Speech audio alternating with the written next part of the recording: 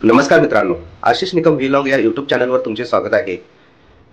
जिल्ह्यातील सर्वात प्रतिष्ठेची लढत झालेल्या दक्षिण विधानसभा मतदारसंघात महायुतीतील भाजपचे उमेदवार अमल महाडिक यांनी महाविकास आघाडीतील काँग्रेसचे आमदार ऋतुराज पाटील यांचा 18,337 मतांनी पराभव केला. वारं फिरलंय ही महाडिक यांची टॅगलाईन प्रभावी ठरल्याने दक्षिणेत ऋतुराज पाटील यांना पराभवाला सामोरे जावे लागले. या चुरशीच्या लढतीत पाटील यांनी शेवटपर्यंत झुंज दिली. मात्र पहिल्यापासूनच महाडिक यांची आघाडी होती. पाटील यांचा पराभव झाला. विजयी उमेदवार महाडिक यांनी काँग्रेसचे ऋतुराज पाटील यांचा पराभव केला. काँग्रेसचे विधान परिषदेचे गटनेते सतीश पाटील व खासदार धनंजय महाडिक यांची प्रतिष्ठा पणाला लावलेली होती. जिल्ह्यात सर्वाधिक मतदारसंघ असलेल्या या दोन्ही गटातून प्रचारादरम्यान आरोप प्रत्यारोप खेळी घडल्या होत्या. त्यामुळे मतदारसंघाच्या निकालाकडे जिल्ह्याचे लक्ष लागून होते. तर मित्रांनो, आज आपण जाणून घ्यायचं आहे की ह्या दोन जे बलाढ्य असे कोल्हापूर दक्षिणचे दोन उमेदवार होते आमदार पदाचे, त्यांची संपत्ती किती आहे.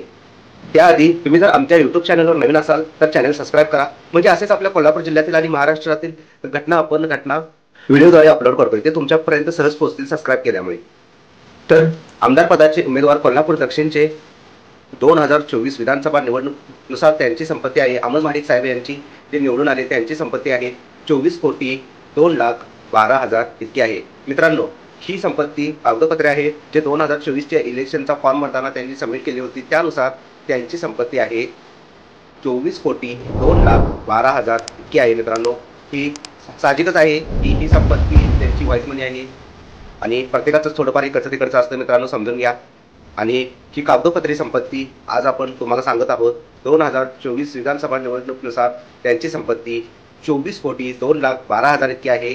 तर पुढे जाणून घेऊया ते दुसरे उमेदवार होते ज्यांचा पराभव झाला, ऋतुराज पाटील यांची संपत्ती किती आहे. तर कोल्हापूरचे दक्षिणचे लाडके आमदार म्हणून ओळख असणारे, मागच्या वेळी निवडून आलेले आणि यावेळेला 2024 मध्ये पराभूत झालेले ऋतुराज पाटील यांची एकूण संपत्ती 2024 विधानसभा निवडणुकीनुसार 57,79,97,962 इतकी आहे. मित्रांनो, परत एकदा सांगतो, 2024च्या विधानसभा निवडणुकीच्या संपत्तीनुसार त्यांची संपत्ती आहे 57,79,97,962. तर त्यांचा भरपूर डी.वाय. पाटील असू दे किंवा भरपूर असे त्यांचे कॉलेज, स्कूल, हॉस्पिटल्स आहेत, त्यांचे शेअर्स आहेत. भरपूर ठिकाणी त्यांचं संपत्ती असल्यामुळे तर त्यांची एकूण संपत्ती आहे 57,79,97,962 इतकी आहे. साहजिकच आहे मित्रांनो की यांची देखील थोडंफार इकडचं तिकडचं पैसे असणारच आहे जे ह्या दाखवले नसतील. तर या दोन्ही उमेदवारांची ही संपत्ती आपल्याला जी दिसते ती वाईट संपत्ती आहे. तर एकूण संपत्ती या दोन्ही उमेदवारांची किती असेल ते नक्कीच आम्हाला कमेंट करून सांगा. आणि तुम्हाला असेच जर आपल्या भागातील व्हिडिओ पाहिजे असतील तर आमच्या चॅनलला सबस्क्राईब करून ठेवा.